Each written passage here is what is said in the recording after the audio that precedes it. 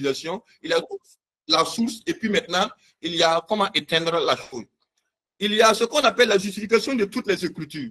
Normalement, on ne doit pas avoir une écriture comptable dans une comptabilité sans pour autant avoir une pièce justificative de la chose. Donc, toutes les écritures, toutes les pièces comptables, toutes les écritures qu'on passe dans la comptabilité devaient avoir des pièces comptables. Donc, je prends un exemple. Si au cours de la période, il y a tout ce qui est quête, tout, on doit avoir des documents justificatifs. Ça veut dire que quand on fait une fiche de compte, on fait un PV, on arrête la quête du jour, et puis c'est sur la base de ça que peut-être on peut comptabiliser en termes de chiffre d'affaires pour la quête du jour. Je prends la chronologie des enregistrements. En termes de chronologie des enregistrements, on vous dira que tout, ça veut dire qu'on doit avoir une chronologie. Ça veut dire que la première peste de janvier doit être comptabilisée normalement avant le 2 janvier. Et maintenant, vous allez voir que souvent, en termes de documentation, on peut avoir des problèmes. Parce qu'il y a des fournisseurs qui peuvent vous envoyer des factures où la date là, ce n'est pas la date à laquelle la facture a été établie. Je prends un exemple. Vous êtes dans une structure et la pièce comptable vient le 5. Le 5, alors que c'est une pièce comptable depuis le premier, mais c'est à travers c'est le 5 que vous avez eu la pièce. Donc, alors que vous avez déjà passé vos différentes écritures comptables, il y a ce qu'on appelle la date de valeur. En ce moment, vous pouvez mettre un cachet où vous mettez une date de valeur. Et la date de valeur, là, ça sera la date à laquelle vous avez reçu la pièce. Et c'est sur la base de ça que vous allez comptabiliser. Il y a ce qu'on appelle le plan comptable normalisé. Avec le CICEBINEL, il y a un plan comptable qui est adapté à toutes les associations. Et maintenant, chaque association, maintenant, en fonction de sa réalité, il va peut-être adapter ce plan comptable et puis l'utiliser. Donc, ce qui veut dire qu'on ne peut pas utiliser un plan comptable autre que ce plan comptable qui est dans l'acte uniforme et qui doit être utilisé. Il y a ce qu'on appelle le contrôle par le biais des inventaires. Le contrôle par le biais des inventaires, c'est quoi? C'est pour dire que quand vous, en fin d'année, même si ce n'est pas en fin d'année, en fin de mois, en fin de trimestre, quand vous voulez s'assurer, quand vous voulez vous assurer que tout ce qui est comptablement dans les états financiers, ça veut dire que normalement, on doit pouvoir faire des inventaires et puis faire des corroborations. Je prends un exemple. Au niveau des immobilisations, quand vous dites que vous avez peut-être 5 bâtiments ou 5 églises ou 5 mosquées, normalement, il y a un inventaire qui doit être produit chaque année et pour justifier le fait qu'effectivement, il y a 5 mosquées. Donc, si on dit qu'on a 10 tables, on vérifie à travers un inventaire. Si on dit à la fin de l'année qu'on avait 10 millions au niveau de la caisse, normalement, il y a un PV d'inventaire où vraiment on a compté l'argent et on s'est assuré qu'effectivement, on avait 10 millions dans notre caisse. Et c'est sur la base de ça qu'on justifie. Donc, c'est ça le contrôle par le biais des inventaires. Il y a ce qu'on appelle la correction des erreurs par les 6 mois. Ça veut dire qu'en ce moment, on vous dira que quand vous faites une erreur comptable, normalement, la comptabilité, quand vous faites une erreur, normalement, il ne devait pas avoir une possibilité de le venir supprimer. Mais avec les logiciels que nous avons, la plupart des logiciels craqués, vous allez voir que les comptables, à un moment, à un instant, on n'a même plus, quand vous rentrez, vous pensez que toute l'année-là, il n'a pas fait d'erreur. Alors que non, quand c'est irréversible, on vous dira que quand vous faites une erreur, je devais comptabiliser 1 million, je me suis trompé et j'ai mis 10 millions. On vous dit, pour corriger ça, faites passer encore la même écriture là, et puis mettez des 6 mois, et là, ça va venir annuler l'autre écriture, et puis vous passez maintenant la bonne écriture. Donc, c'est la correction par les 6 mois. Il y a ce qu'on appelle la mise en place de manuel de procédure. La mise en place de manuel de procédure pour dire quoi? Dans toutes les organisations religieuses que nous devons avoir actuellement, il doit avoir ce qu'on appelle un manuel de procédure. Et le manuel de procédure va permettre vraiment d'organiser les différentes organisations religieuses. Donc, ce manuel de procédure est une obligation pour ceux. Donc, il faut se conformer. Il y a ce qu'on appelle la tenue de livres obligatoires.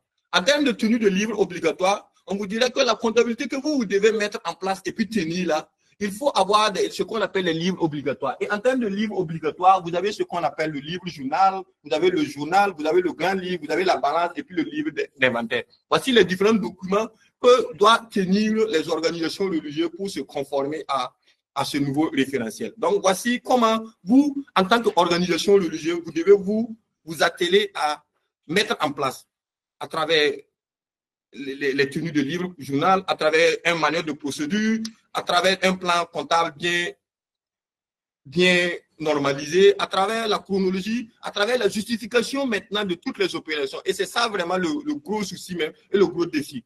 justifier toutes les opérations passées en comptabilité. Toutes les opérations doivent être justifiées. S'il n'y a pas une pièce, on fait un mémo pour justifier le fait que nous passons. On ne peut pas passer une écriture comptable sans pièce justificative. Donc, nous devons travailler dans ces différentes organisations religieuses-là à avoir vraiment une documentation saine. Voilà pourquoi, en termes de manière de procédure, le manuel de procédure est un élément très, très fondamental pour vraiment mettre en place cette comptabilité-là.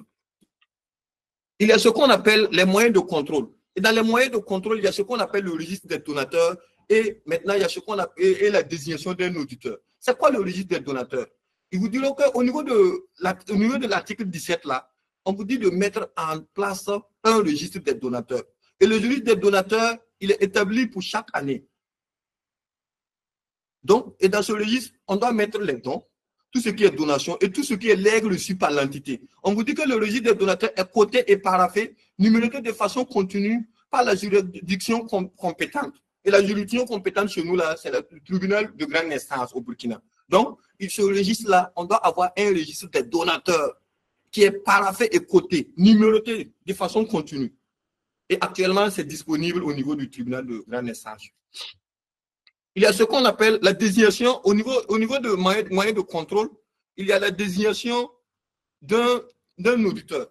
On vous dit, selon à son article 19 de l'acte uniforme relatif au système comptable des entités à but non lucratif, sont tenus de désigner au moins un auditeur. On vous dit, vous êtes tenus de désigner un auditeur si l'un des trois critères qu'on va citer au-dessus, là, qu'on va citer, sont réunis. Si l'un des trois critères, on dit trois critères. Donc, le premier là, c'est déjà le total du bilan supérieur à 100 millions. Ça veut dire que si vous montez vos états financiers et que vous voyez déjà que votre total bilan, je prends un exemple, si vous construisez une mosquée ou bien vous avez une église et que déjà l'actif du bilan même, la valeur même de votre construction est déjà à 100 millions, ça veut dire que vous avez obligation de désigner déjà un auditeur. Parce qu'on vous dit que si l'un des trois critères est réuni, donc vous avez déjà obligation de désigner un auditeur. Donc, le total actif, le total du bilan supérieur à 100 millions, vous avez les ressources annuelles supérieures à 200 millions, et puis si vous avez un effectif permanent supérieur à 20 personnes. Donc, voici les trois conditions. Et maintenant, on dit, si l'une des trois conditions là, si une des conditions seulement est réunie là, vous avez obligation de désigner un auditeur. Donc, et l'auditeur, maintenant, il sera désigné pour 3 ans. Et lui, c'est lui qui sera considéré comme votre auditeur et c'est comme un commissaire au compte. Il est là, il certifie vos états financiers pendant les 3 années. Donc, total bilan, 100 millions.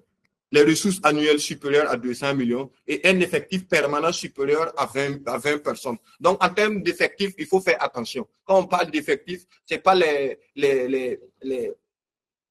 c'est les gens qui travaillent pour l'organisation religieuse. Je prends cathédrale. Si au niveau du cathédrale, on a au moins 30 personnes ou 20 personnes qui travaillent déjà sous, on a un comptable, ce sont les gens qui sont recrutés sous l'organisation religieuse. En ce moment, vous avez une obligation de désigner un auditeur. Donc, au niveau du registre, comment faire le registre? On vous dit, voici une méthode. C'est vrai qu'il y a déjà des modèles de registre qui sont en train de faire sortir dans les librairies, mais déjà, nous aussi, on peut établir notre registre. Donc, on vous dit premièrement, vous achetez un registre ou un cahier vierge qu'il convient d'intituler registre des donateurs. Donc, vous payez un cahier, vous mettez déjà le registre des donateurs, vous continuez. En deuxième étape, vous sollicitez les services d'un greffier au niveau du tribunal de grande instance et sur la base de ça, vous cotez et puis vous paraphez. Troisième étape, vous subdivisez le registre en 2 parties. Par type de donateur, les personnes physiques et les personnes morales. Donc, vous divisez pour dire que ici, c'est les personnes physiques et puis ici, ce sera les personnes morales ou utiliser un registre par type de donateur. Donc, c'est à vous de subdiviser comme vous voulez. Si vous voulez, vous faites deux parties. Les personnes physiques qui vont nous donner et puis les personnes morales qui vont nous donner, on met dans les 2 parties. Il y a maintenant coller ou reproduire les données du modèle représenté par la boîte à outils du registre des donateurs. Donc, à ce moment, on regarde maintenant, on reproduit les données parce que dans les différents trucs là, vous allez mettre forcément les données obligatoires dans un registre. Et dans les registres là, on vous dit de mettre le nom, le prénom des trucs, le numéro UFU, le montant que vous avez reçu, et puis toutes les différentes informations qui doivent être vraiment dans le registre là, selon l'acte uniforme.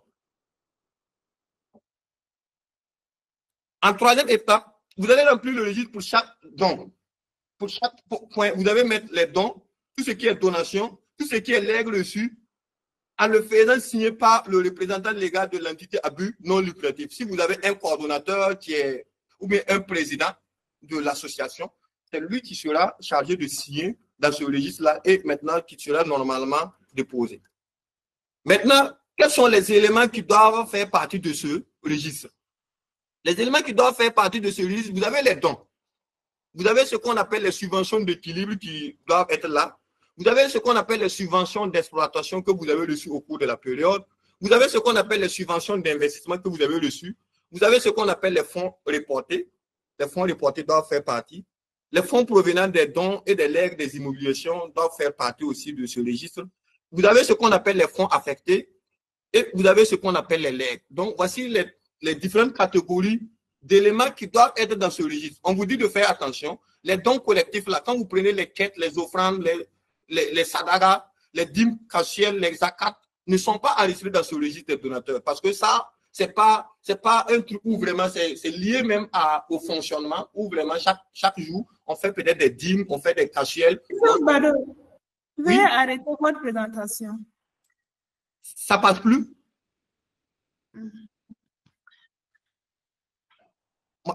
Koulibaly? C'est M. Bado qui a activé son écran. Ok. Mais maintenant, c'est quel écran qui passe actuellement? C'est pas mon écran?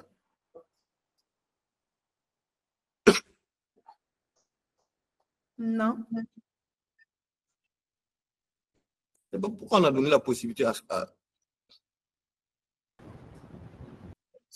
C'est bon maintenant. C'est ma présentation qui est là maintenant.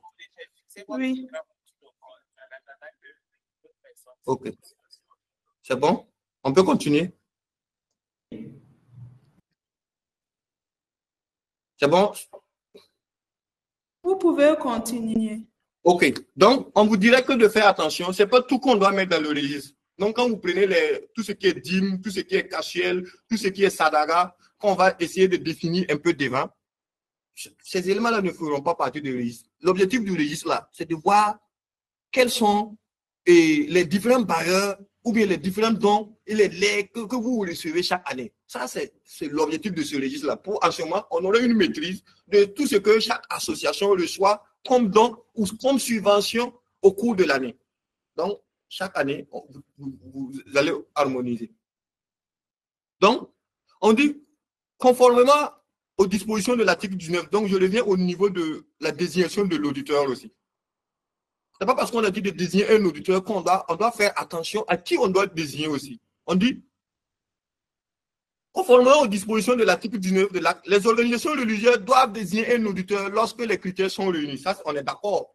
On dit toutefois, lorsque ce auditeur est un fidèle de l'organisation religieuse concernée, il ne doit pas être membre de l'organe de direction afin d'éviter de créer des conflits d'intérêts susceptibles de porter atteinte à son indépendance. L'auditeur, c'est la personne qui doit être indépendante. On vous dit de faire attention. Ce n'est pas parce que moi, j'ai une église et qu'au sein de l'église, et même au niveau de la direction, parce qu'il y a les membres de l'église. Et au niveau des membres de l'église, il y a quelqu'un qui est un expert comptable. Donc, on dit de faire attention. Cet auditeur que vous allez choisir là, il faut faire attention à ne pas que la personne là soit au niveau de l'organe de direction. Parce que si la personne est au niveau de l'organe de direction, à quel moment il sera indépendant?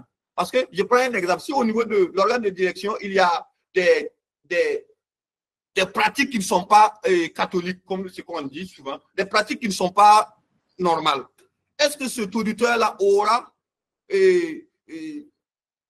l'indépendance normale pour pouvoir vraiment décrire ce qui n'est pas bon? Alors que parce que lui, il est déjà dans la direction, on vous dit de faire attention, ne pas choisir un auditeur. C'est vrai qu'il peut être parmi les fidèles, mais la personne ne doit pas encore être dans la direction. Si la personne est au niveau des membres de l'organisation religieuse, vous allez voir que son indépendance là il ne pourra pas bien faire son travail. On dit, par ailleurs, il convient d'éviter aussi que les parents et alliés jusqu'au 4e degré inclus où le conjoint de l'auditeur désigné puisse faire partie des membres de l'organe de direction. On vous dit, c'est pas parce que tu peux ne pas être membre de l'organisation, tu n'es pas. Mais faites attention, on dit, si moi je suis un auditeur et qu'à la fin, il y a ma femme qui est au niveau de la comptabilité, est-ce que moi je serai indépendant? On vous dit de ne pas faire attention, évitez ça, parce que vous serez sous le coup des sanctions. Donc, on vous dit de faire attention jusqu'au 4e degré. Donc, conjoint, ton papa, donc faites attention. Si un de ta famille proche est au niveau de la direction, normalement, si on doit suivre la logique, là, tu ne devais pas être auditeur de ton organisation religieuse. Là. Donc, tu peux être fidèle, mais on dit de faire attention. Si tu es fidèle, oui, mais tu n'es pas au niveau de la direction. Si tu es fidèle et puis tu es au niveau encore des membres de direction, ça va poser problème.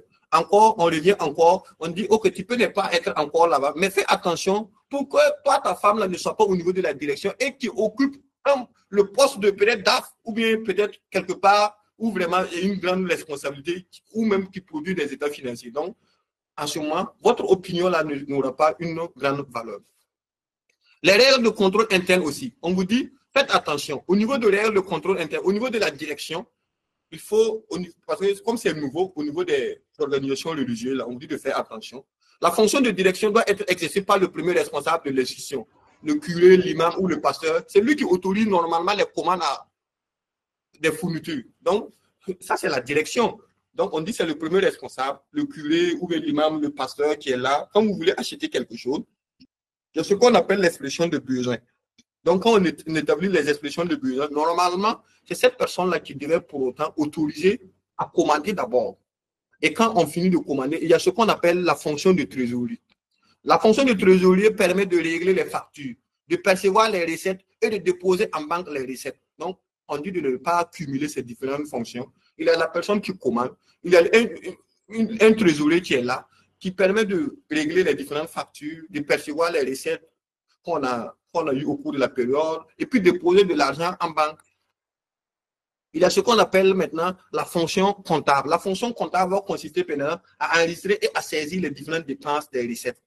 Voilà le premier problème, on vous dit.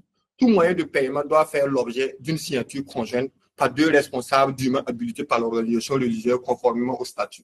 Normalement, au moment des statuts, là, si on s'est rendu compte qu'il n'y avait pas ça, et que normalement, quand il n'y a pas l'autorisation de dépenses, on dit au moins minimum là, chercher 2 personnes qui vont autoriser les dépenses. Une personne ne peut pas être là et que c'est la seule personne là, qui autorise les dépenses et que c'est cette personne là qui signe seulement. Donc, on a obligation de désigner au moins 2 personnes dûment habilitées par l'organisation religieuse, le président, souvent avec le DAF, qui sont là. Et maintenant, à chaque fois qu'on veut faire des dépenses et que c'est lié à des dépenses liées par des chèques, des trucs comme ça, c'est ces personnes-là qui signent sur les différents chèques-là pour éviter les différentes malversations.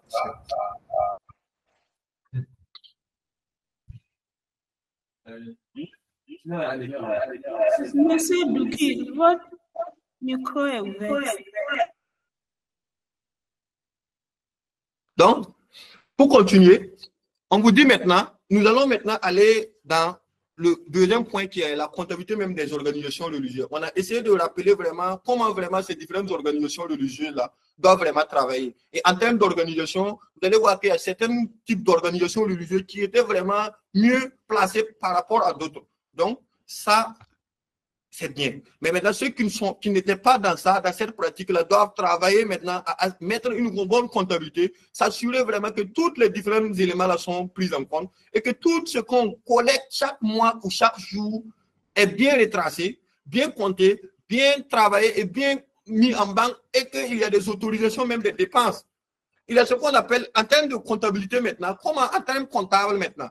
Maintenant, les règles de comptabilisation de ces apports, des adhérents d'une organisation religieuse, des cotisations, des subventions, des dons, des legs reçus, c'est la même chose que les associations nouvellement créées. Donc, vous avez des membres, si c'est une organisation religieuse, il y a des membres qui sont là. Et s'il y a des périodes où vraiment ils doivent contribuer, les membres doivent contribuer, les membres vont contribuer. Et maintenant, en termes comptablement, c'est la même comptabilité que nous avons vu dans les webinaires passés pour les types d'associations et les écritures à passer là, c'est la même chose. Donc voilà pourquoi ici, on ne va pas aller loin. On va vous dire que pour ces différentes organisations, la comptabilité de ces différentes organisations en termes de membres adhérents, en termes de cotisation, en termes de subventions, en termes de dons, en termes de legs reçus et en termes de dotation temporaire d'usufruit, des contributions volontaires en nature, c'est identique à tout ce qu'on a vu dans le webinaire passé sur les différents types d'associations. Maintenant, il y a des spécificités. En termes de spécificité, il y aura les revenus liés à la générosité. Maintenant, on va s'essayer vraiment. Il y a ce qu'on appelle les revenus liés à des manifestations, les édifices religieux et assimilés sur solde propre. Ça veut dire que tout ce qu'on va construire, église, mosquée, tout. Les autres achats d'activités et les édifices religieux assimilés sur des soldes d'autrui. La différence entre les deux, là, vous allez voir que l'autre, là, c'est sur votre sol propre. En ce moment, c'est le terrain même appartient à l'organisation religieuse et l'autre, là, appartient maintenant. On vous a peut-être donné un terrain et puis maintenant, vous construisez maintenant votre mosquée sur le terrain d'autrui. Et la plupart, même, c'est comme ça, parce que quand vous prenez dans les différents quartiers, il y a ce que souvent, peut-être, l'État a laissé une partie et souvent, vous allez voir, peut-être, une mosquée est venue s'implanter, et voilà. Donc, ça, c'est la construction là, est sur le sol d'autrui parce que le terrain ne vous appartient pas. Nous allons essayer vraiment sans pour autant rentrer dans le détail, nous allons essayer de rentrer maintenant dans tout ce qui est revenu lié à la générosité. Et l'expression, on vous dit que la générosité est l'expression d'un acte d'altruisme ou de libéralité, d'un geste de don envers les entités pouvant venir à l'aide à la réalisation de l'objet social. Nous allons essayer vraiment de définir vraiment à travers les différents concepts que nous avons soit de l'organisation, soit de la mosquée, soit de l'église catholique ou d'autres religions. Vous avez ce qu'on appelle la sadaka. La sadaka, là, c'est une aumône, un don spontané, non obligatoire à la différence de la zakat. Vous allez voir un peu au niveau de la zakat, là. On vous dit que la sadaka est non obligatoire et appartenant la sadaka là peut être un don en argent, mais elle peut aussi se présenter sous la forme d'une bonne action envers autrui. Donc ça, c'est la sadaka. Donc si l'organisation, si la mosquée reçoit ce qu'on appelle la sadaka, où vraiment les gens sont venus donner de l'argent et c'est lié à la sadaka, on vous dit, quand c'est lié à la sadaka, là, vous allez contribuer, vous allez mettre un débit 521, et puis maintenant, en termes de crédit, là, vous allez mettre le 70-44. Ça, c'est la comptabilité, un produit, et puis vous mettez dans le 70-44. Après, vous avez ce qu'on appelle le tronc. Les troncs. Les troncs, là, normalement, quand vous rentrez dans les églises, vous avez souvent les boîtes, les coffres de bois ou de métal posés ordinairement dans les églises et qui possèdent une fente pour recevoir l'argent des aumônes. Donc, c'est des coffres qui sont là et à chaque fois, on vient, on met de l'argent. On dit, OK, si vous finissez le soir, vous regardez au niveau de ces coffres de bois là et puis vous faites le point. Vous avez reçu combien? Si c'est 50 000, vous faites un point et puis on doit donner l'autorisation qui peut ouvrir. Et pour ouvrir, peut-être qu'on peut mettre 2 personnes et quand vous collectez l'argent, vous comptez, vous faites un PEV et sur la base du PEV, maintenant, vous faites peut-être un reversement chaque soir ou le lendemain dans un compte bancaire maintenant pour pouvoir dire que voici l'argent reçu des troncs. Il y a ce qu'on appelle le WACF. Un WACF, c'est quoi? Au niveau, ça c'est musulman, on dit que c'est une donation caritative inaliénable en vertu de la loi islamique. Il s'agit généralement de faire un don d'un bâtiment, d'un terrain ou d'autres actifs à des fins religieux ou caritatives musulmanes sans intention de récupérer les actifs. Ça, c'est ce qu'on appelle un WACF. Et en ce moment, c'est des dons caritatifs liés peut-être à une immobilisation. Et quand vous avez ça, vous allez mettre dans un 22, 23, 24, vous avez reçu une donation caritative d'un bâtiment, d'un terrain ou d'autres actifs à des fins religieux ou caritatifs musulmans sans intention de récupérer les actifs. Donc, celui qui vous a remis là, son intention, c'est pas de récupérer. Parce que si son intention est de récupérer, vous ne pouvez pas comptabiliser ça comme une immobilisation venant de vous. Il y a ce qu'on appelle les cachets. On dit pour l'Église catholique, il désigne les offrandes faites à l'occasion des baptêmes, des mariages et des inhumations. Donc, ce sont des montants que vous recevez peut-être à l'occasion des offrandes faites à des baptêmes, lors des mariages, lors des inhumations, et vous avez reçu. Donc, ça, c'est ce qu'on appelle cachiel. et là, il dépose quelque part, et normalement, ça sera comptabilisé dans un compte 7044 pour les faits. Vous avez ce qu'on appelle les deniers de culte. Le denier de culte, là, est une participation économique des laïcs en faveur de leur paroisse. Le GUI demande à ses fidèles de participer financièrement à hauteur d'une journée de travail par an à sa mission, à ses œuvres et à l'entretien de ses pasteurs. Donc, c'est ce que les gens font, les deniers de culte. Et quand vous recevez, normalement, les deniers de culte sont comptabilisés dans un compte 7043. On fait le point des deniers de culte qu'on a reçus au cours de la journée ou bien du mois. Et puis maintenant, on fait un PV. Et sur la base de ça, on comptabilise dans le 7043. Vous avez ce qu'on appelle les dîmes. On dit la dîme est un don obligatoire fait au temple pour l'entretien des prêtres et des lévites. Donc, ça, c'est ce qu'on appelle les dîmes là. Les dîmes que les fidèles envoient. On dit que c'est un don, ça, en ce moment, on dit que c'est obligatoire. Et c'est fait au temple. Et c'est lié, c'est pour l'entretien des prêtres. Donc, quand la dîme vient, voici ce qu'on recorde, on met un bon contrôle. Voilà pourquoi on dit que tout ce qu'on est en train de citer là, c'est sur la base d'un contrôle interne efficace. Si le contrôle interne n'est pas efficace, comment vous allez faire? Vous allez voir que la difficulté va se poser. Comment on collecte? Comment on fait le point sur les dîmes collectées? Et comment on retrace les dîmes? Et comment on comptabilise maintenant? Maintenant, nous sommes dans l'aspect comptabilisation, mais l'organisation que vous devez mettre là doit vous permettre de vous assurer que la dîme là vraiment est collectée de façon saine, bien calculée, bien documentée et bien comptabilisée et bien reversée dans un compte bancaire, bien suivi. Vous avez ce qu'on appelle les quêtes. On dit les quêtes sont des offrandes versées à des fidèles à l'occasion d'un office religieux. Donc, ça, c'est les quêtes lors des différentes célébrations. On sort ce qu'on appelle les quêtes. Et normalement, les quêtes là doivent être comptabilisées dans un compte 7044 et en termes de produits. Et on fait le point. Donc, c'est pour dire que la comptabilité même est assise. La comptabilité est assise sur vraiment des données qui doivent être fiables. Maintenant, pour pouvoir avoir ces différentes données fiables-là, il faut que vous, à travers maintenant le contrôle interne que vous devez mettre là, pour moi, pour nous, en tant qu'auditeur, pas en tant que, je prends plus la casquette auditeur pour dire ça.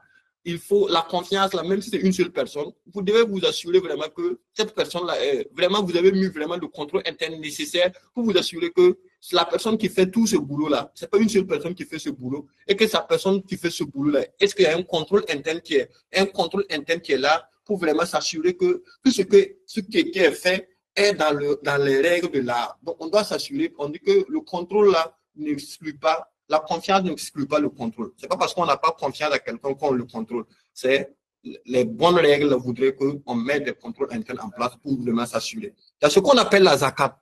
On dit, la zakat, là, c'est sur la richesse en une forme de don, d'aumône traité dans l'islam comme une obligation. La zakat est peut-être, si je dois comparer la zakat, là, je vais comparer à la dîme. Et là-bas, on vous dit que c'est une obligation. Et c'est comme une taxe religieuse calculée sur une période annuelle. Et c'est calculé généralement sur les 2,5% de l'épargne et de la richesse totale d'un musulman. Ça, les différents calculs, les musulmans savent ça. Ça veut dire que c'est calculé sur la richesse que tu as pu épargner au cours d'une année, donc, et chez chaque année. Maintenant, c'est différent de la zakat filtre qui est au moment de la rupture du ramadan, où souvent on donne avant même d'aller au niveau à la prière. On dit de donner avant d'aller à la prière. Donc, on ne va pas rentrer dans les différents concepts là. C'est pour dire que voici les différents éléments qu'on a pu vraiment collecter à travers les différentes organisations religieuses là. Ce qu'on voit d'habitude, les deniers, les dîmes, les quêtes, les zakats, le cassier, les tons, les sadakas. Voici tout autant de revenus liés à la générosité qu'on reçoit. Et tous ces différents revenus liés à la générosité là doivent être vraiment bien traités, bien comptabilisés, et puis c'est là qui va permettre à la fin de produire vraiment des états financiers. Parce que l'objectif de la comptabilité qu'on tient là, c'est qu'à la fin de l'année, on doit pouvoir tenir les états financiers. Et quand on prend les états financiers pour lire, ça doit être clair. Si on a reçu des dîmes de 100 millions, à ce moment, les dîmes de 100 millions sont là. Et quand l'auditeur vient, il doit pouvoir s'assurer qu'effectivement, il y a eu 100 millions au cours de la période et que vraiment tous les mécanismes ont fonctionné. Qu'on a bien reçu l'argent, que l'argent qu'on a collecté chaque vendredi est bien calculé, reversé, et puis dans un compte où vraiment toutes les preuves sont là vraiment pour justifier que voilà l'argent qu'on a reçu le vendredi, voilà l'argent qu'on a reçu des zakats, voici l'argent qu'on a reçu des dîmes, et voilà comment le contrôle interne, voilà qui fait ça, comment on collecte, comment on compte, qui sont les signataires et comment on reverse maintenant. Toutes ces différentes procédures-là doivent être conçues et vraiment bien appliquées pour mieux donner des états financiers sincères et fiables. Maintenant, il y a tout ça. Maintenant, ça, c'était les revenus liés à la générosité. Maintenant, il y aura forcément des dépenses directes qui sont liées aux différentes manifestations. Souvent, vous allez voir des organisations religieuses qui font. Et souvent, à l'intérieur de ça, il y a les différentes dépenses, les frais de voyage liés à des pèlerinages organisés par une organisation religieuse. Tous ces différents éléments-là, forcément, vont rentrer dans les différentes dépenses. On vous dit, il y a aussi des comptes qui sont prévus pour ça. Vous allez mettre ça dans achats et autres activités. Ça, ce sont des dépenses liées aux manifestations que vous voulez faire, des voyages de pèlerinage, tout ce qui est lié, les jeux, les billetteries, souvent ce qu'on organise dans les différentes organisations religieuses. Là. On vous dit, il y a des dépenses, il y a des charges aussi qui sont là. Du moment que vous avez des comptes qui sont là pour collecter les recettes, là, il y aura des comptes aussi qui seront là pour pouvoir mettre toutes ces différentes charges. Il y a ce qu'on appelle les cotisations il y a ce qu'on appelle les membres. Quand on va demander, parce que qui est membre, au niveau des statuts, on va définir qui sont les membres de l'organisation religieuse. Est-ce que les membres de l'organisation religieuse doivent contribuer chaque année? À ce moment, si les membres de l'organisation religieuse doivent contribuer chaque année, il y a ce qu'on appelle, voilà, l'écriture comptable qu'on va passer pour dire que voilà, les membres là, vous êtes combien? Vous devez payer 10 millions chaque année. Donc, on calcule pour chaque membre et puis on passe le produit. Maintenant, si les membres viennent payer, maintenant, on va passer l'écriture 521, 411 pour constater maintenant l'argent, l'entrée de l'argent. On va aller un peu rapide parce qu'il ne reste pas trop aussi. Il y a ce qu'on appelle maintenant les ventes de produits finis. Vous allez voir que dans les différentes organisations religieuses, souvent dans les églises, il y a souvent ce qu'on appelle les ventes des chapelets, des bibles, les livres, les hosties, les vins de messe, les accessoires, les soutanes, les bougies, les statues, les tableaux. Voici comment les différentes activités qui sont au niveau des organisations religieuses. Voilà le culture comptable qu'on doit passer pour pouvoir passer ces différents trucs-là. Vous avez le compte 41-25, vous avez le compte 70-51. Si c'est des ventes à l'État, ça veut dire qu'on a acheté les livres et puis on a revendu, en ce moment on met. Maintenant, vous avez le 70-53 qui sont des produits finis. Parce que vous avez des organisations religieuses maintenant qui vont produire. Je prends un exemple. S'il y a des femmes au niveau de l'organisation religieuse qui produisent les trucs, les chapelets. Donc, ce sont des productions internes et qui seront vendues. Donc, en ce moment, vous allez mettre dans le 70-53. S'il y a des services vendus, si souvent il y a des formations que les membres de l'association font, et voilà, donc on peut mettre aussi des services vendus liés peut-être à ces différents trucs-là. Voilà, on met dans le 70-52. Il y a ce qu'on appelle les dépôts-ventes. Les dépôts-ventes, là, vous allez voir des organisations religieuses où souvent les membres même viennent déposer des produits et c'est sur la base de ce que les organisations religieuses vont vendre là. Ils vont prendre ce qu'on appelle des commissions. Donc, on dit attention, faites attention. Quand les produits sont chez vous là, ou bien quand vous vendez, vous ne pouvez pas mettre d'abord comme un produit parce que ce n'est pas pour vous. C'est un membre qui est venu déposer. Vous vendez maintenant et c'est sur la base de la vente que peut-être les membres là sont censés reverser tel élément pour la gestion de la bibliothèque, des trucs comme ça. On vous dit de faire attention. Du moins que c'est comme ça, à chaque fois que vous allez vendre là, ne mettez pas directement dans un compte 70. Mettez d'abord dans un compte 4711 parce que vous êtes comme un mandataire. Vous travaillez pour quelqu'un et à la fin maintenant, quand la personne va vous payer, quand vous allez finir de récolter tout, vous allez reverser à la personne. Et quand vous allez reverser à la personne maintenant va revenir maintenant, vous payez ce qu'on appelle votre commission. Et c'est la commission maintenant qui sera le produit. Il y a ce qu'on appelle les émoluments des prêtres. Les émoluments versés aux prêtres et aux autres personnels spirituels sont considérés comme des charges de personnel. Le fait même même s'ils n'ont pas de contrat de travail, on dit, maintenant vous avez souvent des prêtres qui viennent travailler dans les différentes églises, on dit, même si ces prêtres-là n'ont pas de contrat de travail, comment vous allez comptabiliser toutes les différentes dépenses liées à ces prêtres-là. On dit, toutes les dépenses que vous faites là, vous pouvez mettre ça dans le charge de personnel ou bien auto-rémunération dans un compte 70 et puis vous le considérez comme si vraiment il était salarié de l'église.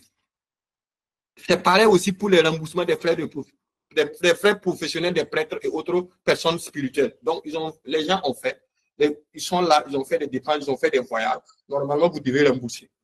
Ils ont fait les dépenses pour rembourser les différentes dépenses liées à ça. Et pour pouvoir rembourser, on vous voici les différentes écritures. 61,81 pour les voyages, 63,84 pour les missions, pour les frais de déménagement, si à ça, 63,82 et puis vous positionnez des comptes 47 ou un compte 422. Il y a ce qu'on appelle, quand vous avez les trucs les édifices que vous allez faire, tout ce qui est construction d'églises, de mosquées, donc il y a ça. Et quand on vous dit les acquisitions à titre onéreux, en ce moment, quand vous construisez une église ou une mosquée, en ce moment, vous allez sûrement faire des dépenses liées.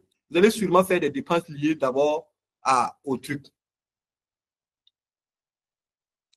Vous allez sûrement faire des dépenses liées à des avances. Et quand vous donnez les avances pour la construction, vous mettez dans un compte 25 contre un compte de trésorerie. Maintenant, à la réception, quand la facture va venir, ou bien quand vous allez finir d'édifier vraiment la chose, le bâtiment est là, maintenant vous allez séparer, mettre le tiret à part, tout ce qui est construction, si c'est sol d'autrui, vous mettez sol d'autrui, si c'est sol propre, vous mettez, si c'est votre sol, si ça a été construit sur votre sol, vous mettez 23-17. Si ça a été construit sur le sol d'autrui, vous mettez 23-27. C'est de telle sorte que quand quelqu'un, l'auditeur va venir, quand quelqu'un vient et puis regarde vos états financiers, il voit le 23-27 là. Il sait qu'il y a une mosquée. La mosquée vous appartient, mais le terrain ne vous appartient pas parce que vous avez mis en ce moment construction sur sol d'autrui. Mais quand vous mettrez 23-17 là, en ce moment, ça veut dire que vous avez construit sur votre sol propre à vous. Donc, vous ferez attention. Vous annulez le compte 252 contre le compte 481 et puis vous continuez.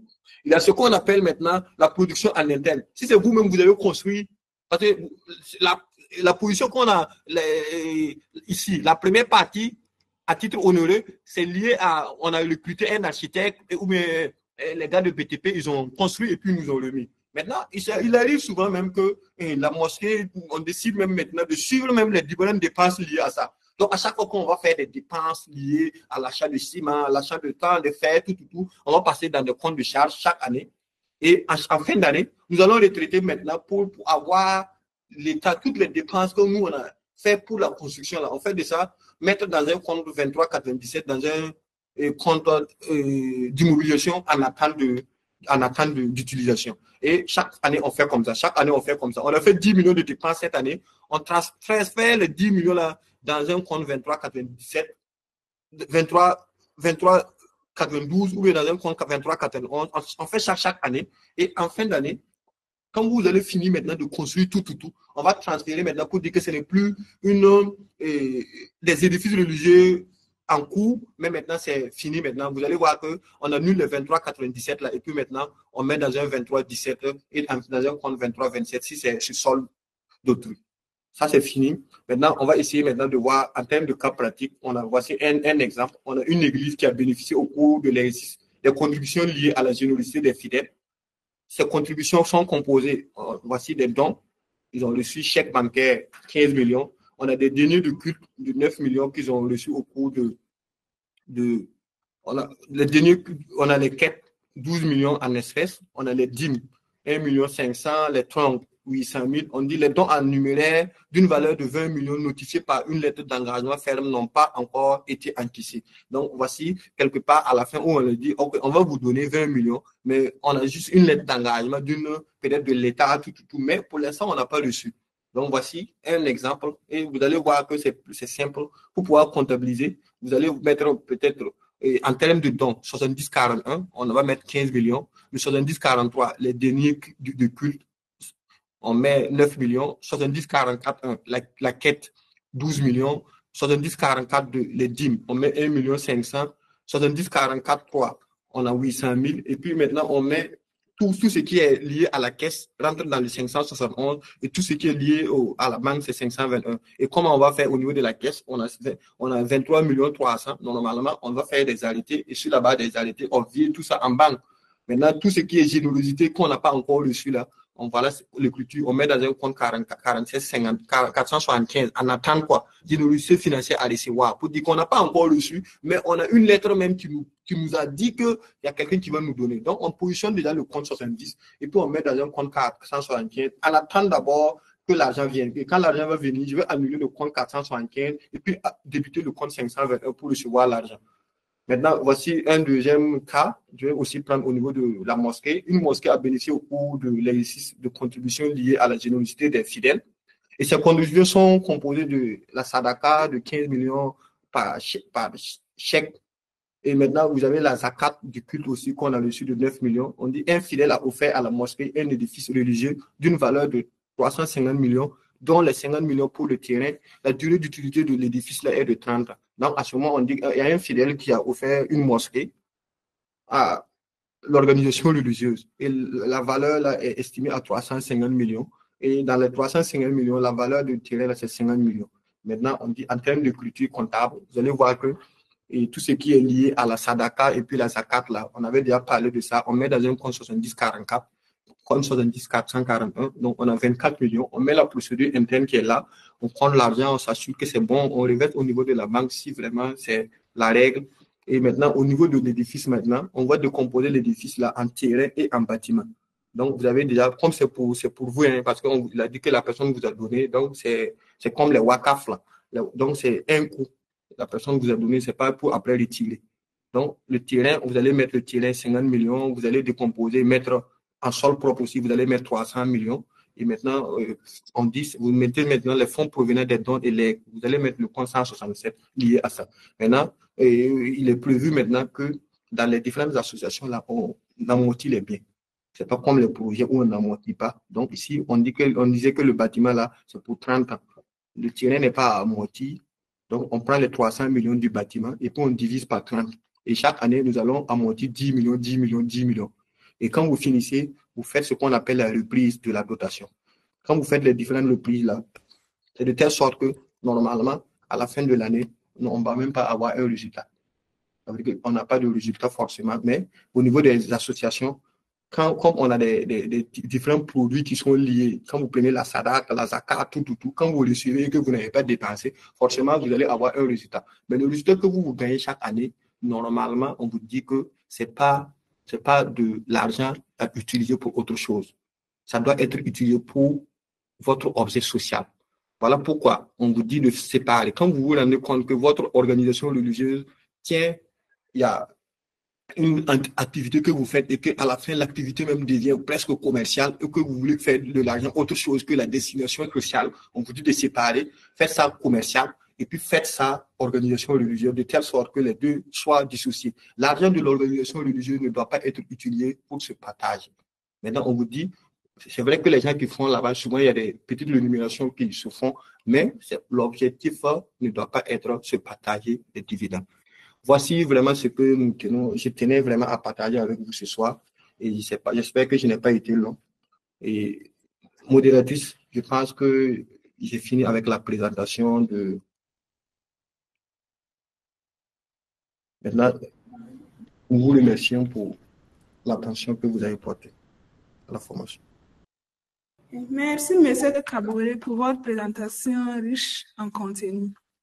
Nous avons pu comprendre que les organisations religieuses, pour une bonne organisation comptable, sont tenues d'avoir un plan comptable adapté aux différentes opérations qu'ils auront à réaliser, aussi avoir une manière de procéder et justifier toutes les opérations qu'ils auront à réaliser. Aussi, les organisations religieuses sont aussi tenues de tenir un registre des donateurs qui va contenir les dons et les legs. Aussi, le registre des donateurs doit être numéroté, coté et paraphé par une juridiction compétente. Ils sont tenus de désigner un auditeur si l'une des conditions sont remplies. Total bilan supérieur à 100 millions, total ressources annuelles supérieures à 200 millions et un effectif permanent supérieur à 20 personnes. Aussi, ils sont tenus de respecter les règles de bonne conduite dans la tenue de leur comptabilité, en séparant les fonctions de direction, de trésorerie et les fonctions comptables. Ainsi, nous allons passer à la phase des questions.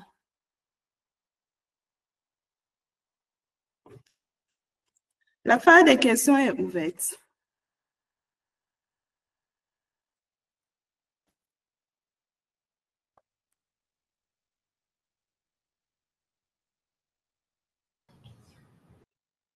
Monsieur Kaboré, Vous allez faire question-réponse ou... Je pense que c'est le plus facile, c'est de faire question-réponse. Ça va plus aller rapidement. D'accord. Monsieur Abdul Rachid, vous avez la parole. Ok, merci beaucoup, et Madame Koulibaly. Merci beaucoup à Monsieur Kaboré pour cette présentation. En tout cas, c'est fluide et puis on a très bien compris. Maintenant, moi, ma préoccupation là, parce que bon, et dans le fond, dans les textes, c'est bien clair, c'est bien défini. Maintenant, si on revient à notre cas particulier au Burkina, de façon générale, moi, je vais revenir un peu sur les dons que, par exemple, un particulier fait, surtout les dons en nature, faits au nom de la mosquée ou de l'église. On sait que dans la plupart du temps, là, souvent pour avoir les valeurs financières, là, c'est très, très compliqué. Voilà. Est-ce qu'en la matière, les dirigeants de la mosquée peuvent estimer des valeurs maîtres, ou bien quand ils n'ont pas le montant, c'est mieux qu'une comptabilité ne soit pas faite, mais qu'une information au niveau des notes là soit précisée? Ok, merci Monsieur Balima, merci pour la question pertinente. Maintenant, il faut déjà en termes de comptabilité, la question de ne pas mettre déjà l'élément dans la comptabilité là ne tient pas. Maintenant, mettre encore l'élément à un prix symbolique encore est mieux. Mais ne pas mettre dans la comptabilité, normalement, c'est déjà à exclure. Mais il faut que, comment tu vas expliquer quelque chose que dans les notes? L'idée, c'est de peut-être mettre et puis maintenant expliquer que vous n'avez pas pu, ou bien parce que si vous voulez peut-être commanditer, je prends un exemple, parce que quand moi je vais avoir la valeur de l'organisation religieuse, nous pouvons commanditer peut-être une évaluation et puis avoir le prix, si la personne ne peut pas nous donner, et que nous supposons que la chose est d'une importante valeur. Maintenant, la seconde solution, c'est de mettre le bien à un franc symbolique, mais au moins c'est retracé au niveau de la comptabilité que nous avons peut-être quelque chose et que maintenant, comme on n'a pas toute la documentation, on a mis un franc symbolique parce que notre objet n'est pas de vraiment dire qu'on a 200 millions, la mosquée coûte 500 millions, mais première solution, je commandite une évaluation, on nous donne une valeur et puis on comptabilise. Si nous n'avons pas les fonds pour pouvoir faire ça, parce que nous ne voulons pas, c'est pas l'objectif. L'objectif, c'est pas de valoriser notre association dit que nous avons peut-être des total bilan de 30 ans. C'est pas notre objectif. C'est de mettre maintenant le point à un franc symbolique. Et maintenant, sur la base du franc symbolique, là, on fait maintenant une justification. Mais maintenant, si on estime aussi que on peut peut-être dire, bon, selon des, parce que quand vous faites, selon, on estime, là, il va falloir quelqu'un qui est assermenté, qui puisse vous dire que la valeur, c'est ça. Parce que si on doit s'asseoir, et puis moi, je pense que ça vaut 200 millions, et puis on comptabilise, ça n'aura pas de, la pièce probante, là, n'est pas vraiment le truc. Mais maintenant, je pense, pour pouvoir faire ça, ou on demande d'évaluer, ou bien maintenant, sur la base de truc, on met un franc symbolique, on justifie pourquoi on a mis un franc symbolique, et puis maintenant, dans nos notes aux états financiers, là, on peut en ce moment commenter. Mais si ce n'est pas retracé de façon comptable, là, il y a un problème. Voilà ce que je pouvais dire par rapport à ça. Ok. Monsieur Rachid, vous êtes satisfaite? Oui, oui, parfait. Merci beaucoup. D'accord. Monsieur Yannick, vous avez la parole. Bonsoir. J'espère que je suis entendu, hein. Oui. Ah, ok. Vraiment, merci beaucoup pour la présentation. Moi, j'avais deux préoccupations. Concernant le CCBNL des associations religieuses. Je prends un cas comme ça pour illustrer ma préoccupation. Je prends l'association comme la communauté musulmane comme ça, qui a plus de 1000 mosquées. Ici aussi, le territoire burkinabé, si en tant que comptable là-bas, tu es chargé de monter des états financiers, comment ça doit se présenter? C'est chaque mosquée avec ses états, ou bien ça doit tout se centraliser au niveau du siège à Ouaga ou de l'organe qui centralise tout. C'est cet organe où on doit centraliser, ou bien c'est chaque mosquée dans les différents départements, dans les différentes régions qui doivent déposer ça au niveau de la DGI. Ensuite, la deuxième question, c'est concernant une association qui est en même temps, qui a une école. Voilà, parce que généralement, au niveau des mosquées, généralement, il y a des écoles qui les accompagnent. Comment ça doit se faire? On doit faire l'état de l'école à part et de la mosquée à part. C'est comment ça doit se faire. Merci bien et c'était tout. Ok, merci, monsieur Yannick Rachid. Ok, donc je vais d'abord, parce que la deuxième question, là, c'est vite fait de répondre ça. La deuxième question, c'est déjà lié aux écoles de formation que les mosquées ont. On dit de faire attention. Quand l'école de formation, vous pensez que c'est vraiment, on a fait une école de formation pour les orphelins, et puis c'est toujours dans l'œuvre sociale, vous n'avez pas de problème. En ce moment, vous avez une comptabilité unique.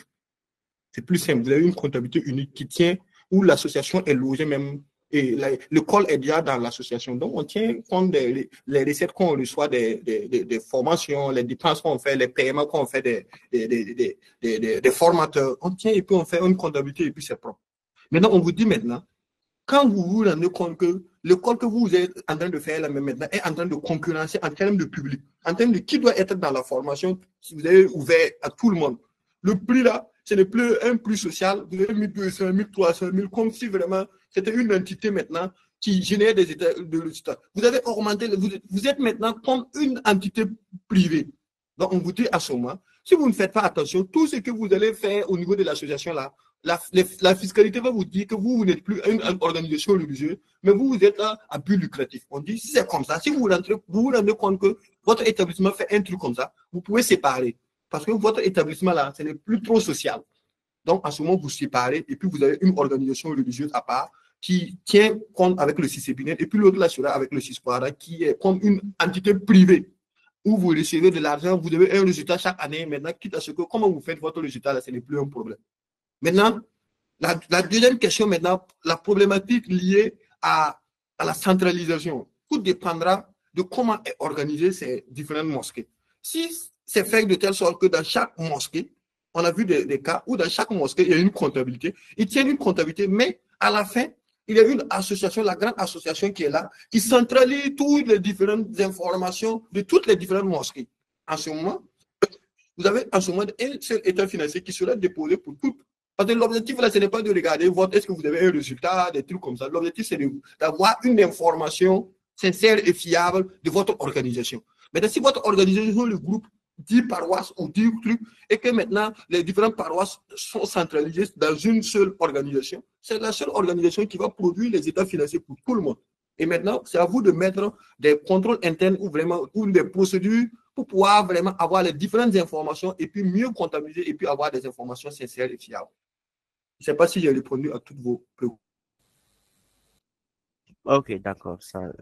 Oui, oui. Mais maintenant, des fois, quand j'écoute concernant comment apprécier à partir du moment où l'organe bascule dans une activité lucrative et plus dans une activité non lucrative, c'est à partir de quel montant? Parce que souvent, c'est un peu difficile à apprécier, en fait. Si il y a un montant, il y a un seuil qui peut nous permettre qui peut être une référence pour nous, quoi. Ça serait vraiment intéressant. Ce n'est pas en termes de seuil, mais on vous a donné 3 critères. On vous a donné en termes de prix, en termes de public et en termes de produits que vous faites. Vous êtes en train de faire enseignement. OK. Vous avez des établissements qui sont autour de vous. OK. Quel est votre public cible? Votre public cible, c'est tout le monde maintenant. Ce n'est plus quelqu'un qui est démuni. Vous n'avez plus des objectifs où vraiment vous pouvez créer on a des organisations religieuses qui sont là et c'est pour les handicapés. Ok, Donc, je vois. le cible n'est plus comme les autres. Et maintenant, en termes de prix maintenant, le prix que vous êtes en train de mettre, est-ce que vous êtes en train de mettre 15 000 francs? Est-ce que vous n'êtes pas en train de dire 200 000, 300 000? Vous connaissez, on a des organisations religieuses qui sont là et ils ont des établissements qui sont à l'intérieur où les prix sont à 200 000. C'est comme la concurrence sur les autres marchés. Les publics, là, on dit tout le monde peut venir. Donc, en ce moment, on dit, quand ça devient comme ça, vous allez payer un impôt lié à tout ce que vous gagnez. Donc, on vous dit, pour pouvoir faire ça, là, séparer les deux. Voici les 3 critères qu'on peut. D'accord. Merci bien, merci. Je vous en prie.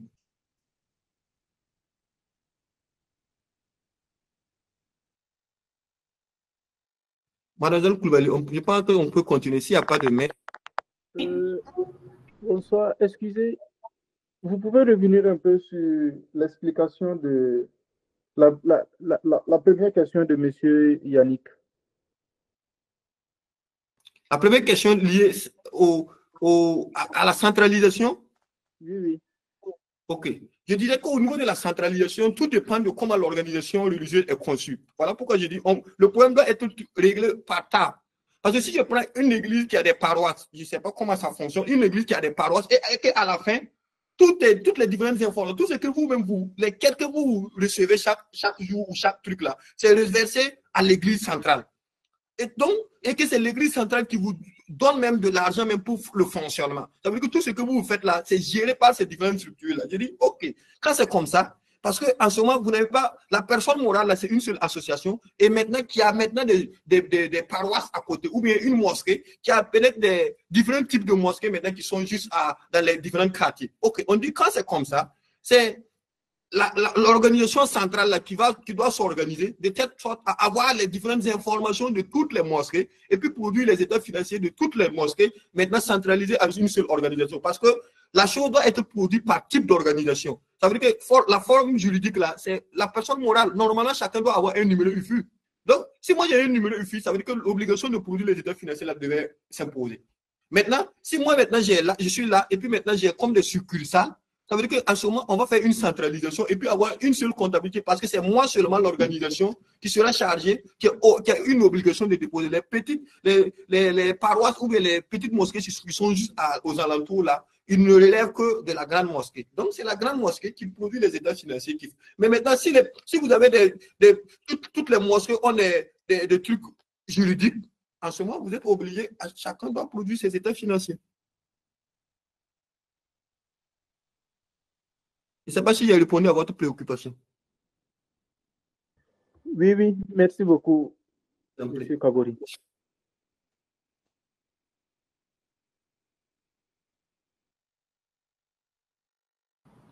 Monsieur Kabori, il y a des questions dans le chat. Est-ce que vous pouvez les prendre?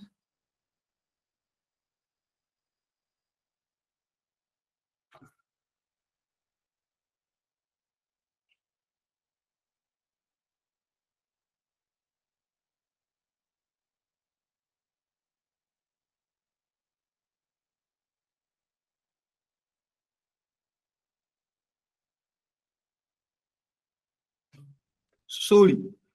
Donc, voici la question de M. Da.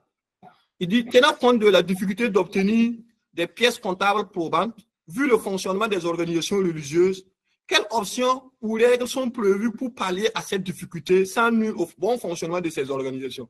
Bon, au bon fonctionnement, je pense que le bon fonctionnement même, c'était d'avoir vraiment des pièces probantes.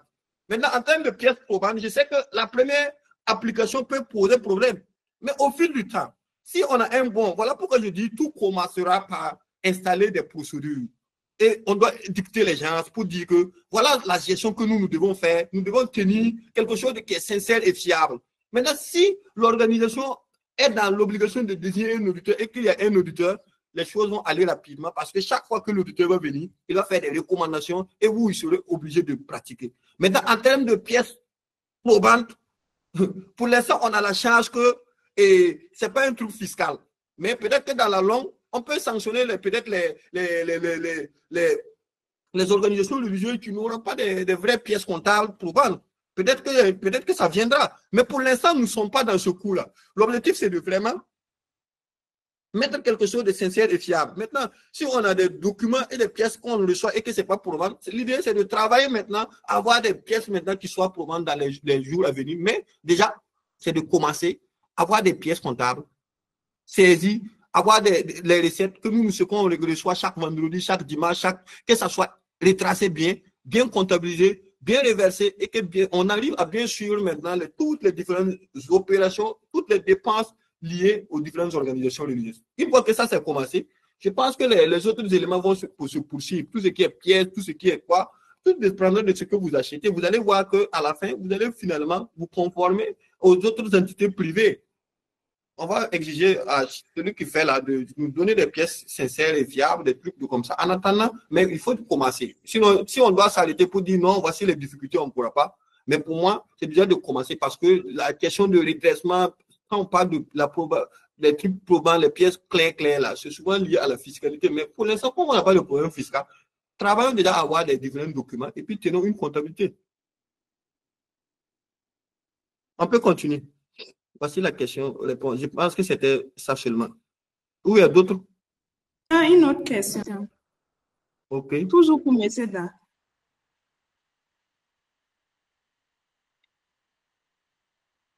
La question, c'est quoi? Pensez-vous qu'il est vraiment réaliste et judicieux d'appliquer la comptabilité d'engagement aux obligations religieuses, notamment aux mosquées et églises?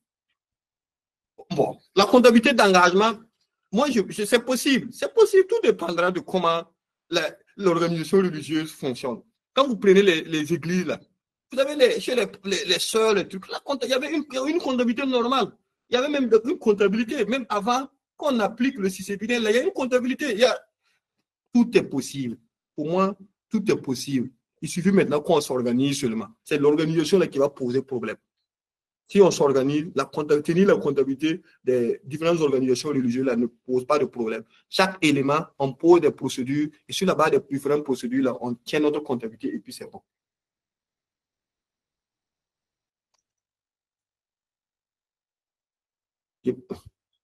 Je pense que c'est bon, une question. OK.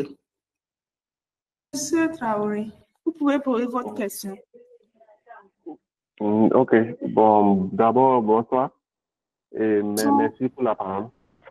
Et en fait, ma question est relative pour faire des études de fonds, des bailleurs de fonds qui sont externes. Prenons par exemple les ONG qui sont dans le pays. Ils sont financés en devises externes. Maintenant, pour la comptabilisation de les opérations, vous avez dit qu'il faut tenir compte de la devise et aussi de la langue. Je ne sais pas si vous pouvez revenir sur ce point. Merci. OK. Merci, M. Traoré. Donc, quand je disais qu'il faut tenir la comptabilité que nous tenons ici, là, doit être en francs CFA. Maintenant, je prends un exemple. Si moi, j'ai un bailleur qui est peut-être à l'extérieur, qui m'envoie de l'argent en euros, ça veut dire que quand l'argent va venir, forcément, je suis obligé de convertir l'argent en francs CFA et puis comptabiliser. C'est ça qu'on dit. Je ne dois pas tenir ma comptabilité en euros. Je comptabilise ma comptabilité en francs CFA. Maintenant, quand l'argent va venir, je dis 100 euros, je multiplie par 655,957, puis je comptabilise comme la subvention que j'ai reçue du bailleur. C'est ça qu'on voulait juste dire à travers la comptabilité, c'est francs CFA. Mais ce n'est pas parce que sinon nos bailleurs là sont là, il y a ce qu'on appelle les devises, la conversion des devises. Donc, on peut toujours travailler avec les devises, mais on convertit et puis on envoie en francs CFA avant de travailler. Je ne sais pas si M. Traoré est satisfait. Voilà, oui. En fait, là, je suis satisfait sur ce point. Maintenant, parce que souvent, là, sur certains points, par exemple, là, on voit souvent que certains bailleurs proposent à ce qu'on établit les états financiers, c'est les modèles de plan comptable. Maintenant, sur ce point, est-ce que le CISBNL prend cela aussi en compte? Ou si on peut convertir facilement les états financiers établis selon le CISBNL pour pouvoir conformer ça aux différents besoins des bailleurs. OK, merci bien. Il faut se dire qu'il y a ce qu'on appelle les reporting des bailleurs. Les reporting des bailleurs ne vont pas changer. Si lui, il te donne en euros et qu'il veut que tu travailles en euros, quand tu vas finir de faire tes dépenses, forcément, en voulant faire son reporting pour envoyer en Excel, là, tu vas convertir et puis en France CFA et en euros l'envoyer, il va faire, parce que lui, il veut ces trucs en euros. Ce que vous faites en France CFA, là, ne l'intéresse pas. Maintenant, en termes de Sisquara, maintenant, il faut que nous, voilà pourquoi nous, notre argent, là, on tient déjà France CFA. Maintenant, quand on va vouloir faire le reporting au bailleur, là, on fait toujours son euro et puis on envoie. Le bailleur, actuellement, c'est pas sûr que les bailleurs vont se conformer à ce que le CCBNL dit. Parce que le bailleur, là, peut-être qu'il ne maîtrise pas le système CCBNL, mais lui, il a des canevas. Et sur la base de ces canevas, il va vous dire, remplissez tel élément, il peut vous envoyer. Donc, vous allez toujours remplir tous ces différents canevas des bailleurs, là. Vous les envoyez pour respecter leurs exigences. Et puis, vous travaillez maintenant sur le plan national, maintenant, à respecter tout ce que le CCBNL dit. Voilà pourquoi je tiens ma comptabilité en France CFA. Et maintenant, les autres aspects liés à tout ce que je dois faire, conversion, respecter le bailleur, là, je fais pour pouvoir respecter. Monsieur Ok, Traoré, d'accord. c'est bon? Ok, donc, oui, c'est bon maintenant. Merci bien. Merci bien, monsieur Traoré. Monsieur Nombré, vous avez la parole. Bonsoir à tous. Ma question, c'était un peu pour revenir par rapport au- aux états comptables. Est-ce que, en tenant les états, est-ce qu'il y a je ne sais pas comment présenter ma question. Est-ce que ces comptables sont protégés, vu qu'ils encourent plusieurs risques? Parce que, bon, déjà, au niveau des PV, il y a beaucoup de pièces aussi qui ne sont pas beaucoup présentes. Bon, il peut être aussi accusé à des fois d'être des falsificateurs de pièces comptables. Ah, mais si à la longue, si vous avez falsifié, c'est que vous avez falsifié. Maintenant, en termes de sanctions, c'est vrai que, bon, normalement, même comme on est dans un truc religieux là, ça devait être la morale. Mais maintenant, est-ce que c'est prévu? Peut-être que c'est les statuts qui ont prévu les sanctions pour chaque membre, pour chaque, ou bien dans la gestion. Parce que normalement, dans les statuts, il y aura maintenant les trucs de sanctions et puis quand un membre de compte ou bien quand quelqu'un de compte, comment la personne sera traitée. Mais bon, dis-moi que pour l'instant, et nous sommes dans une organisation religieuse et que ce n'est pas suivi des trucs c'est dans l'organisation vraiment où vraiment on doit positionner toutes ces différentes sanctions et puis voir comment, quand quelqu'un n'arrive pas à bien faire ces trucs, comment on va faire pour gérer cette personne. Sinon, bon, dans l'aspect là, normalement, il n'y aura pas de problème. D'accord. Et excusez, une deuxième question. Est-ce que il y a on suit le plan comptable OADA ou bien il y a un plan comptable 6BNL qu'on peut suivre pour Non, la comptabilisation? il y a un plan comptable si c'est BINEL. Il y a un plan comptable si c'est BINEL. Et maintenant, il y a toutes les différentes écritures, les trucs, les comptes que nous, on a eu, il y a tout ça là-bas. Donc, il y a un plan comptable si c'est BINEL. Et après, on pourra, en fonction des trucs, on pourra échanger en bas et puis on verra bien comment partager la documentation.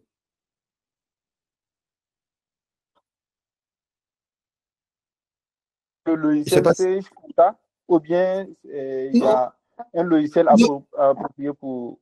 Et il y a des logiciels, il y a le Sage, la plupart, c'est vrai qu'il y a des gens qui utilisent le Sage pour la comptabilité des projets, mais il y a beaucoup de logiciels plus propres aux associations et aux projets. Quand vous prenez Tompo, Perfecto, il y a beaucoup de logiciels qui sont vraiment appropriés pour les projets, là, les associations. Excusez, je n'ai pas bien compris votre réponse. Le réseau Je disais que par rapport au logiciel là, il y a des logiciels plus adaptés aux projets et aux associations. Nous avons les Tompo, nous avons les Perfecto, nous avons beaucoup de logiciels qui sont conçus vraiment pour les différentes associations. Mais maintenant, il y a des gens qui utilisent vraiment les Sage pour pouvoir, en fonction même si ce n'est pas vraiment spécifique à ça, mais on arrive à se débrouiller sur la base de ça. Mais maintenant, le plan comptable qu'on doit utiliser, ce n'est plus le plan comptable, le truc 6 quadras, mais il y a un plan comptable si c'est binaire qu'on va intégrer, même si c'est dans Sage là, on doit intégrer un plan comptable si c'est binaire. Et c'est ça qu'on doit utiliser maintenant pour travailler. Okay. Merci beaucoup. Je vous en prie. OK. Monsieur Ouedraogo. Madame Ouedraogo. Question.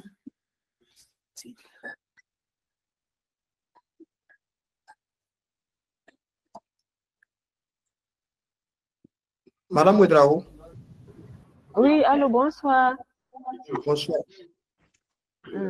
Oui, ma question est la suivante.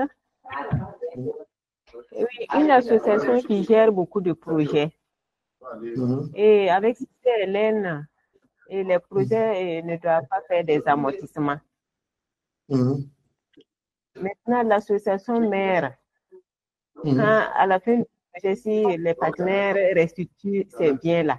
L'association mère peut constater maintenant les amortissements et aussi chaque projet doit déposer ses états financiers et l'association mère consolide.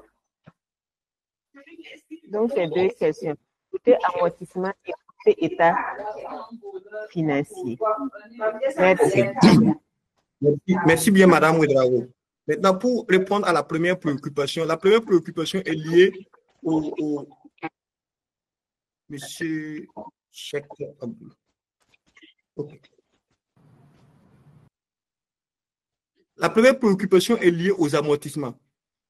On vous dit, du moment que ça a changé de propriété, parce que quand le projet, l'immobilisation est au projet, là, vous n'amortissez pas. Maintenant, quand l'immobilisation, le projet donne l'immobilisation sur la base d'un document de transfert à la fin du projet pour dire que, OK, maintenant, vous avez fini le projet, parce que dans la convention, souvent, c'est clair.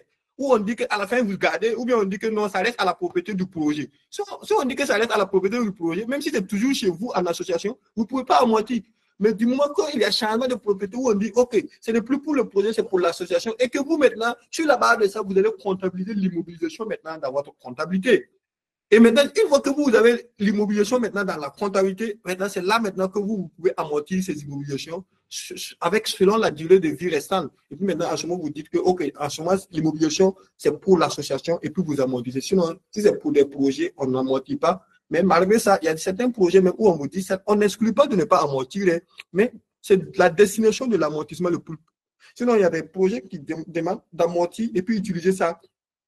Faire comme si c'était des systèmes. À chaque fois, vous épargnez de l'argent équivalent à l'amortissement et puis maintenant, c'est pour des traitements financiers et après chaque année, ça vous permet de renouveler votre part. Mais prenons le cas où ils n'ont pas on n'amortit pas.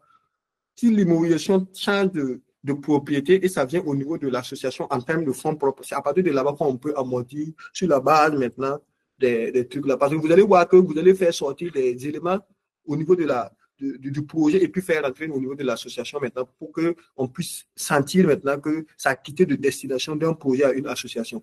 Maintenant, en termes d'état financier, quand on va vouloir produire, il y a ce qu'on, normalement, quand vous prenez les projets là, le projet n'a pas de personnalité morale. C'est l'association qui héberge le projet. Voilà pourquoi, à chaque fois que vous avez, c'est au moment quand vous signez une convention maintenant, que le projet naît. Et maintenant, le projet, vous pouvez contracter au nom de tout. Non, voilà. Mais le projet n'a pas de personnalité morale. Donc, c'est sous l'association. Donc, quand vous allez produire les états financiers, dans les états financiers, là, il y aura la consolidation. Il y aura, quand vous allez produire, forcément, on va pouvoir lire pour l'association et puis pour le projet. Donc, cela sera un truc consolidé, association et puis projet. Donc, association où on héberge des projets, on aura normalement un seul état financier où vraiment on a les projets. Mais jusqu'à présent, on n'a pas ce que les attendements de ce que, quand vous prenez les projets, quand les gens prennent des projets de développement, il faut faire attention, c'est différent carrément des associations qui hébergent les projets. Quand vous prenez les associations qui hébergent les projets, c'est carrément différent comme des projets Banque mondiale. Quand vous prenez des projets Banque mondiale, il n'y a même plus une association à l'intérieur de ça, c'est juste des projets de développement. Et vraiment, c'est vraiment un impact à ce moment. Mais quand c'est les associations qui hébergent les petits projets, non, ça, c'est des trucs où, à la fin, on aura une consolidation. Je ne sais pas si j'ai répondu à vos différentes préoccupations, Madame Ouedraogo. Oui, merci grandement. Merci, je vous en prie. Mademoiselle Koulibaly, je pense qu'on a fini avec les différentes questions. Elles sont pas. Plus d'intervention. Je peux conclure. D'accord. Non, s'il n'y a plus d'intervention ou des questions, nous vous remercions pour votre participation active. Merci aussi à M. Kabore pour avoir brillamment éclairé ce sujet. Merci à vous et bonne soirée à tous et bien de choses à tout le monde. N'hésitez pas à nous contacter pour toute préoccupation. Et l'enregistrement est disponible sur notre chaîne YouTube. Futur Allié. On a un monsieur Ouedraogo qui est là. Monsieur Ouedraogo.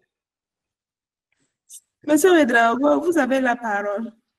On peut essayer de prendre. D'accord. Ok, donc merci bien à tous. D'accord, merci beaucoup, M. Kabouré. Merci beaucoup, Mademoiselle Libadé. Donc, nous allons vous inviter la semaine prochaine pour un autre webinaire. Ça va porter sur le thème utiliser Canva pour booster son business. Et la séance sera animée par M. Lula, qui est le communicant professionnel. D'accord.